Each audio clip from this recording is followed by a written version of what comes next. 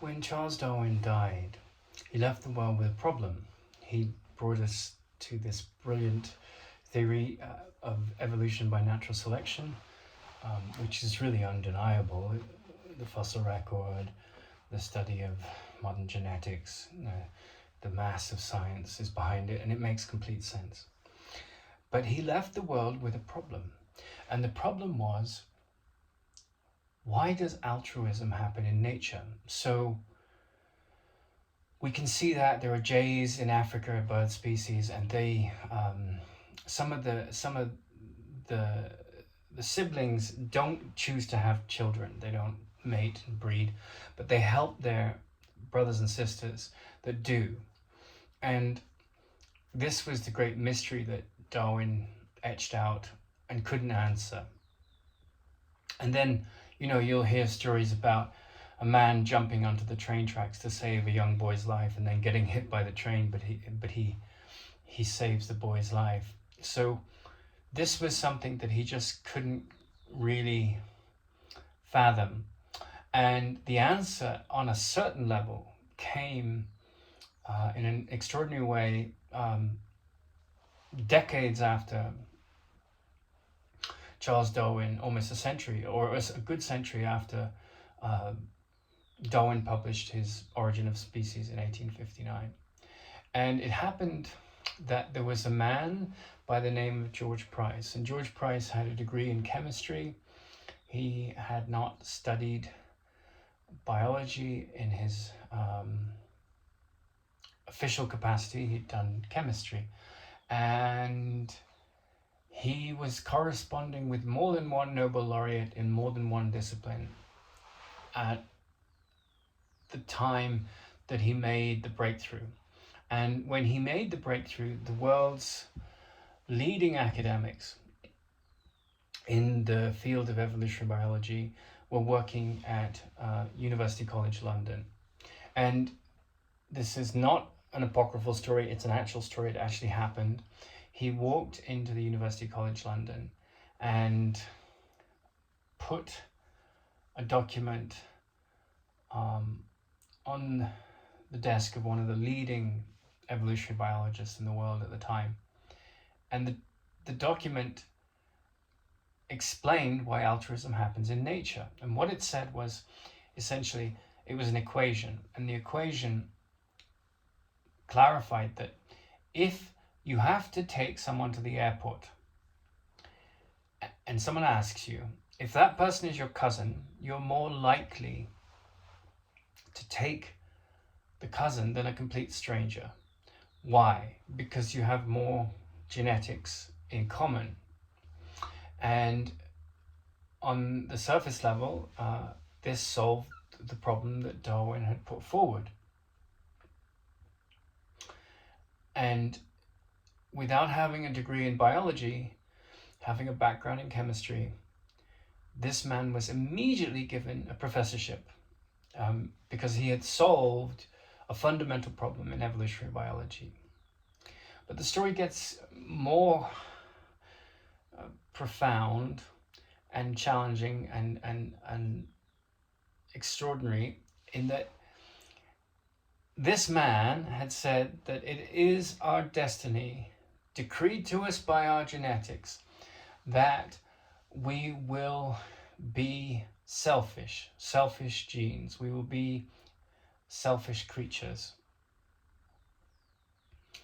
And it was based upon his work that Richard Dawkins wrote his best-selling book, The Selfish Gene. And he took that theory that we are only reducible to our genetic information, that it's our genes that code for our story in the world. And he wrote this incredibly successful book, The Selfish Gene.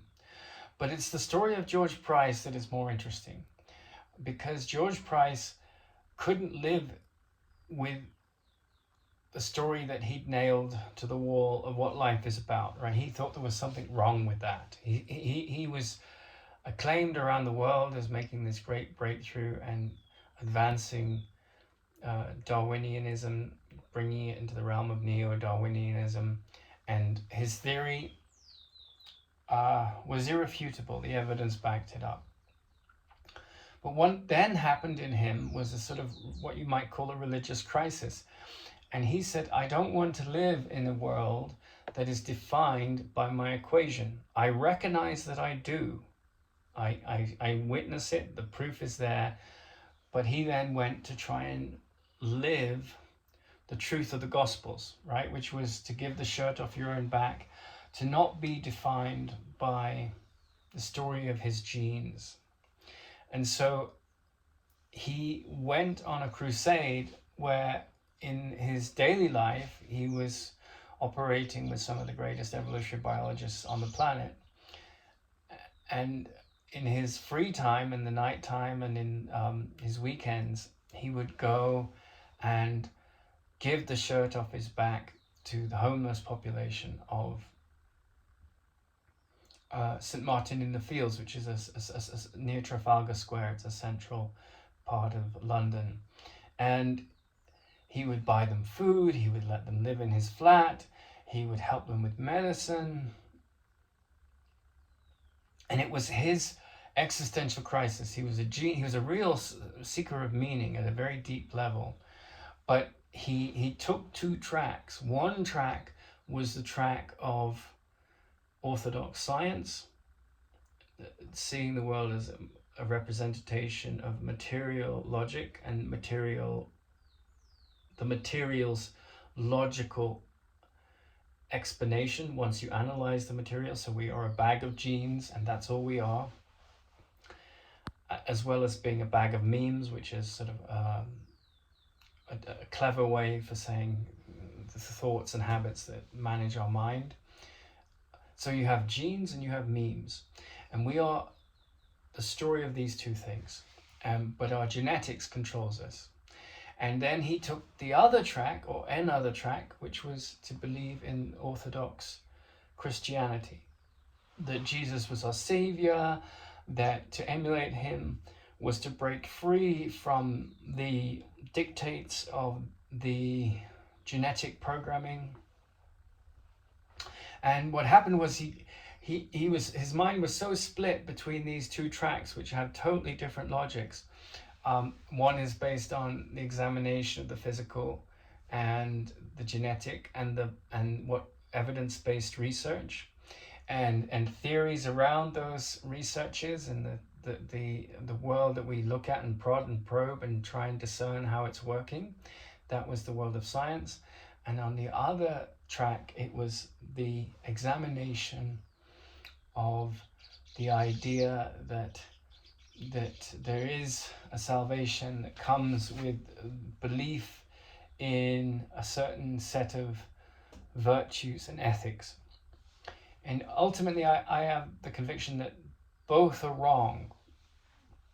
Neither are bad, but they are wrong in this sense, in that if you see the world and the whole universe as a creation of the ego, not of God, and not of like blind chance with genetics, although there is chaos in the story of the ego, what you start to see from above the battleground of those extremist views that, I'm a sinner and I need to be saved by Jesus and, the Gospels, and the world is a materialistic story, and religion is a distortion of the truth of what our evidence is showing us. Both of those views will never the twain shall meet, right? Except maybe in certain areas of having a good conscience, not murdering, all the things that are basically the essence of loving conduct, which come with an evolved moralistic society or a democracy.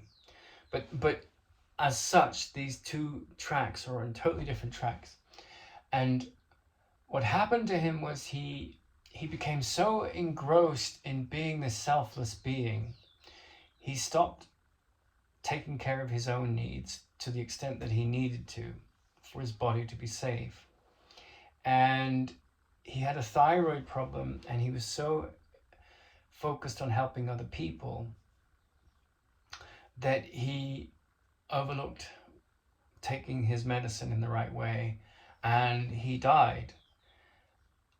At his funeral, there was a small group, I think two, of the world's greatest evolutionary biologists at the time, his colleagues.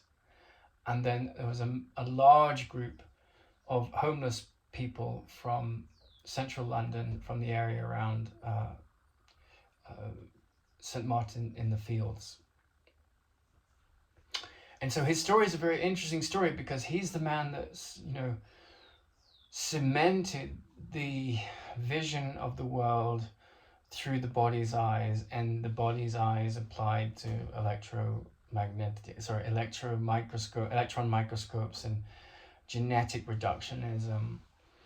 And at the same time, something in him pulled to say, well, this is a horror story, like it's eat or be eaten. It's the selfish rule of law in the jungle. And then on the other side, he said he was drawn to this idea that there was a selflessness in us. And both of those things are true. But he tried to live it from the point of view of extremes, right? His scientific assessment, you can't deny it, you can't argue with it. The traits that support the survival of your species work, and they often are ruthless and very selfish. And the traits that are selfless often get persecuted. And he was praying at the altar of two gods. One was reductionistic science, and the other was Orthodox Christianity. And if you see that if you don't follow my belief system, if you're not a Christian or a Hindu or whatever, then I will ostracize you. That's a form of selfishness, right? That's a form of judgment.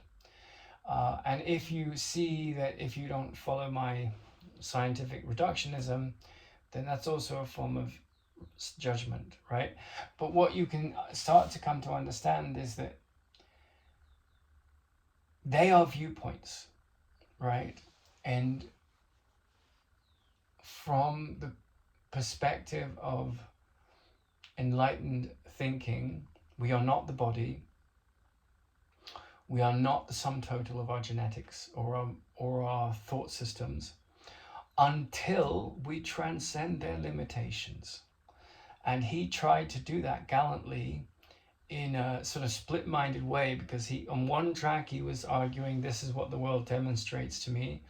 And on the other track, he was trying to cloak himself in the teachings of the church to deny what his body senses and his science was reporting to him. And in the process, he became such an evangelist for selflessness that he stopped taking care of his own needs. And in that process, became a victim of his evangelical egotism to prove himself wrong. And that's why he's such an interesting character, because from the perspective of a deeper wisdom, neither of his theories are right? They're partially right in terms of the context of, yes, they are right in terms of the ego. The ego is based on limitation, my belief system over yours, my science disproves your theory, all of that. But at the level of intelligence, at the level of transcendence of fear, the identity that one subscribes to is absolutely critical. So if you believe yourself to be holier than thou because you're a Christian, or you believe yourself to be holier than thou because science can't be refuted, you can get trapped in judgment, and you can lose connection with discernment and discrimination. And some of the most wise people might be living very ordinary lives, neither lost in the scientific dialogue nor dismissing of it, and also not bound up in this theology that makes them go crazy and lose contact with the grounded necessities of being in a body. And this is the great lesson of George Price.